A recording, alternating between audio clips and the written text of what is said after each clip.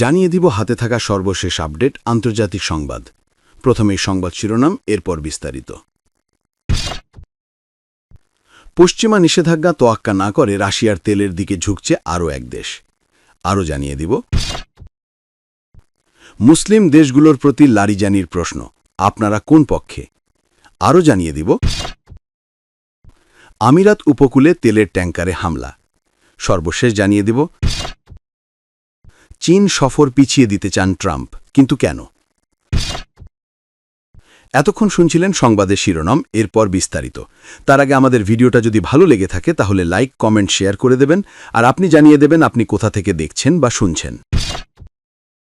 পশ্চিমা নিষেধাজ্ঞা তোয়াক্কা না করে রাশিয়ার তেলের দিকে ঝুঁকছে আরও এক দেশ। চলমান যুক্তরাষ্ট্র, ইসরায়েল ও ইরান যুদ্ধের প্রভাবে বিশ্বজুড়ে জ্বালানি তেলের বাজারে যে অস্থিরতা তৈরি হয়েছে তা মোকাবেলায় রাশিয়ার কাছ থেকে অপরিশোধিত তেল কেনার বিষয়ে আলোচনা শুরু করেছে থাইল্যান্ড। ব্যাংকক ও মস্কোর মধ্যে এই বাণিজ্যিক আলোচনার বিষয়টি নিশ্চিত করেছেন থাইল্যান্ডের পররাষ্ট্রমন্ত্রী সিহাসাক পুয়াংকেটকেও। সম্প্রতি দ্য নেশন পত্রিকাকে দেওয়া এক সাক্ষাৎকারে তিনি জানান, থাইল্যান্ড সরকার ইতোমধ্যে রাশিয়ার সঙ্গে যোগাযোগ করেছে এবং রাশিয়াও তাদের কাছে তেল বিক্রির বিষয়ে ইতিবাচক আগ্রহ প্রকাশ করেছে। থাইল্যান্ডের প্রধানমন্ত্রী অনুতিন চার্নোভিরাকুল মনে করেন, দেশের জ্বালানি নিরাপত্তা নিশ্চিত করতে বিকল্প উৎস থেকে তেল সংগ্রহের সব ধরনের প্রচেষ্টা চালিয়ে যাওয়া উচিত। বর্তমানে থাইল্যান্ডের কাছে প্রায় ৯৫ থেকে ১০০ দিনের জ্বালানি তেলের মজুদ থাকলেও চলমান যুদ্ধ দীর্ঘমেয়াদী সরবরাহের ক্ষেত্রে এক বড় অনিশ্চয়তা তৈরি করেছে। এই ঝুঁকি এড়াতেই রাশিয়ার মতো বড় তেল উৎপাদনকারী দেশের সঙ্গে চুক্তির পথে হাঁটছে দেশটি। অন্যদিকে আন্তর্জাতিক বাজারে তেলের দাম বাড়লেও সাধারণ মানুষের স্বস্তি দিতে সচেষ্ট ব্যাংকক। থাইল্যান্ডের পরিবহন মন্ত্রী পিপাত রাতচাকিত প্রকাশ রন রয়টার্সকে জানান, অভ্যন্তরীণ বাজারে ডিজেলের দাম প্রতি লিটারে ৩৩ বাত বা $১.০২ মধ্যে সীমাবদ্ধ রাখার সর্বোচ্চ চেষ্টা করবে সরকার। বিশ্বজুড়ে জ্বালানি সংকটের এই কঠিন সময়ে সাধারণ নাগরিকদের ওপর যেন বাড়তি চাপের বোঝা না পড়ে, সেটিই এখন থাইল্যান্ড সরকারের প্রধান লক্ষ্য। সূত্র আল জাজিরা। মুসলিম দেশগুলোর প্রতি লারিজানির প্রশ্ন, আপনারা কোন পক্ষে? ইরানের সর্বোচ্চ নিরাপত্তা পরিষদের প্রধান আলী লারিজানি মুসলিম বিশ্বের উদ্দেশ্যে দেওয়া এক বিশেষ বার্তায় প্রশ্ন তুলেছেন, আপনারা কোন পক্ষে? এ সময় তিনি ইসরায়েল ও যুক্তরাষ্ট্রকে শয়তান বলে উল্লেখ করেছেন। খবর মিডল ইস্ট। আলী লারিজানির অভিযোগ, ইসলামী দেশগুলো ইরানকে ত্যাগ করেছে। বিশেষ করে সংযুক্ত আরব আমিরাতের সমালোচনা করেন, যারা নিজেদের লক্ষ্যবস্তুতে হামলার পর তেহরানকে শত্রু হিসেবে উল্লেখ করেছে। বিশ্বের মুসলমান এবং ইসলামী দেশগুলোর সরকারগুলোর উদ্দেশ্যে দেওয়া এক বিবৃতিতে লারিজানি বলেন, ফেব্রুয়ারির শেষ দিকে শুরু হওয়া যুক্তরাষ্ট্র ইসরায়েলি হামলার পর মুসলিম দেশগুলোর প্রতিক্রিয়া হতাশাজনক।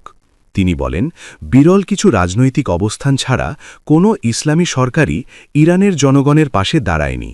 কিছু ইসলামী সরকারের এই অবস্থান কি ইসলাম ধর্মের নবীর সেই বাণীর বিরোধী নয়, যেখানে বলা হয়েছে কোনো মুসলমান সাহায্যের আহ্বান শুনে সাড়া না দিলে সে মুসলমান নয়? তিনি প্রশ্ন তুলে বলেন, তাহলে এটি কেমন ইসলাম? সংযুক্ত আরব আমিরাতের প্রতি ইঙ্গিত করে লারিজানি বলেন, কিছু সরকার ইরানকে শত্রু বলছে, কারণ ইরান তাদের ভূখণ্ডে থাকা মার্কিন ঘাঁটি ও যুক্তরাষ্ট্র ইসরায়েলের স্বার্থে হামলা চালিয়েছে।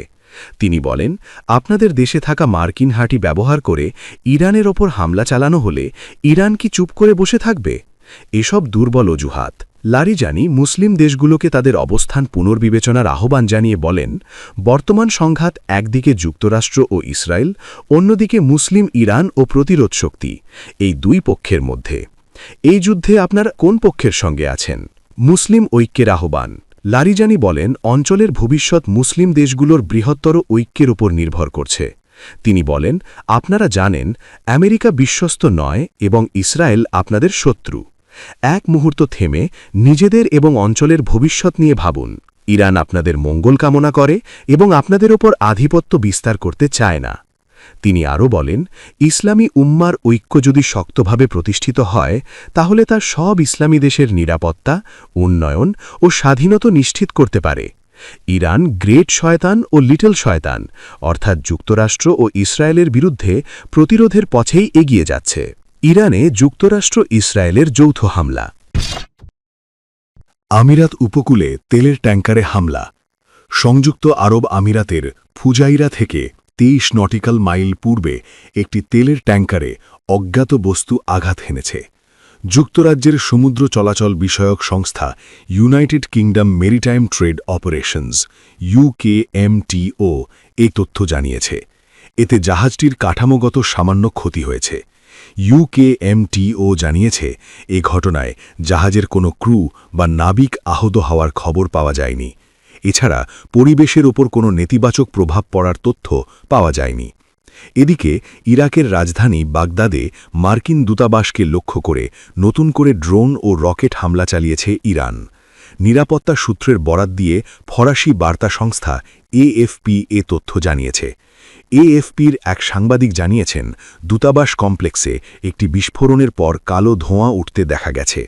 একই সঙ্গে আকাশ প্রতিরক্ষা ব্যবস্থা আরেকটি ড্রোন ভূপাতিত করেছে বলেও দেখা যায়।